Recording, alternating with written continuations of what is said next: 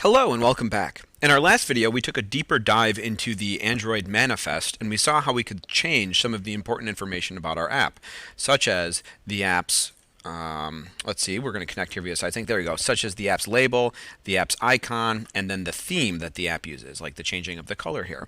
Now, let's move on to looking at our main activity file. So here's our main activity living in this Java folder. I'm going to open this up. Lots of programming languages have a main method that sort of starts or opens up the program. Android apps have a main activity that is designated as the activity to be launched when the user taps on the app icon. Android uses information that's found in the manifest file to find this main activity, and then it does some setup so the activity can be launched.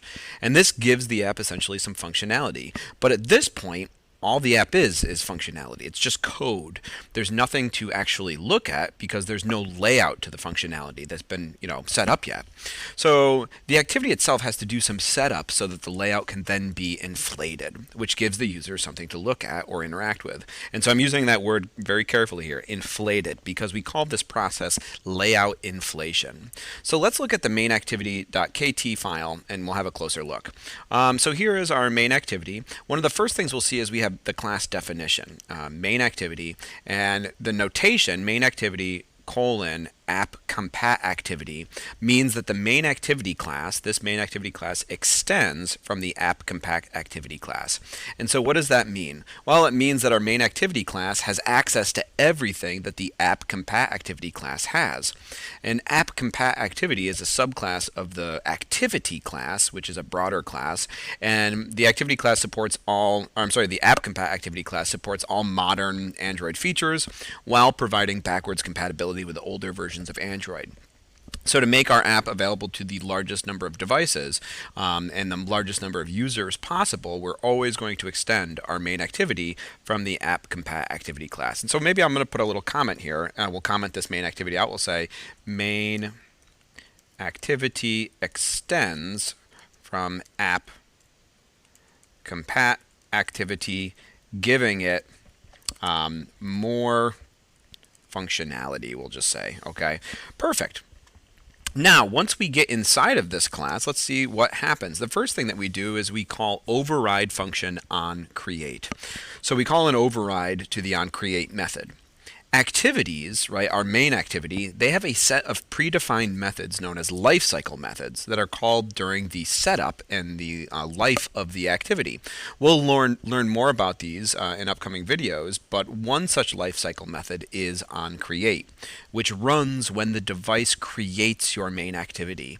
And this is done only once at the start of your app. So I'm going to put a comment here. We'll say onCreate is a lifecycle method that runs only once at the start of the app. Okay, and so there's lots of these lifecycle methods, and what we can do is we can override the lifecycle method. So what does it mean to override?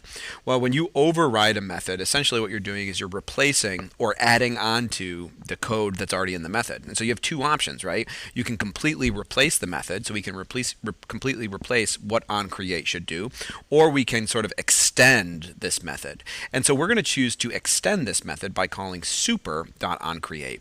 So right here, we're going to put a comment. We'll say extend onCreate rather than completely overriding it. And don't worry, if you're sitting here and saying, man, you're putting a lot of comments in this code, I'm only doing it for this video. As we move further along, we'll put less comments in. But at this point, the purpose of this is educational, so I'm trying to really comment this out.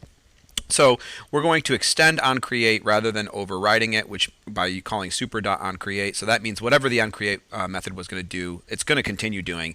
And then we're going to add our own code right here. And so what is this very important line of code that we create here? Well, the onCreate method is where you should initialize the essential parts of your app because it runs once at the start of the app. So when the app starts, there are certain things that we have to initialize, right? Maybe like our layout file. We said that, okay, the Android manifest links to this main activity file so that when I click my launch icon, okay, when I click my launcher icon, it loads up the main activity. So when I click that launcher icon, the main activity is loaded here in the manifest, and this main activity is essentially code, right? There's no layout that's going to be brought in. And so in here, we're overriding our onCreate method, which should be run when the app starts. So it's going to run as soon as we open up the app. We're extending it, so it's going to do everything that we want it to do, and then it's going to run this extra bit of code. And it's this extra bit of code right here that brings in our layout file. So I can actually see my layout file. And this process is known as layout inflation.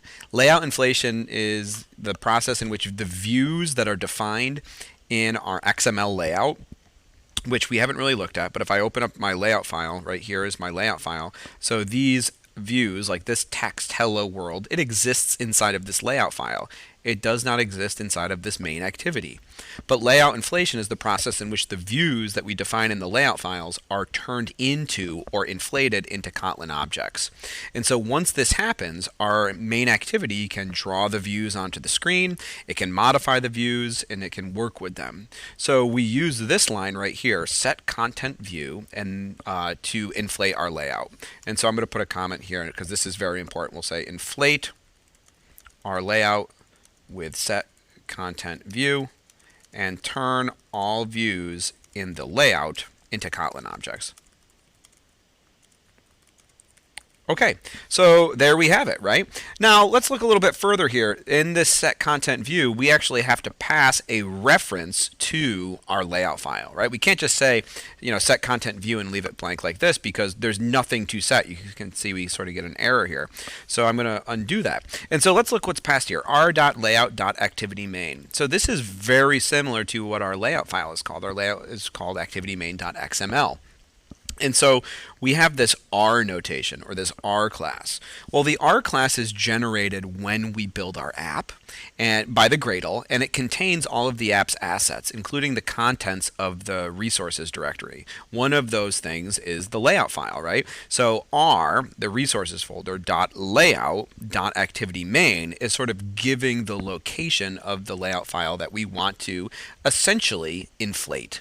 And that's what's happening here. Okay, so that is a really good overview of what's happening in our main activity right when we start a new project. In our next video, we're going to dive a little bit more into this layout file that we are inflating, and I look forward to seeing you in that video.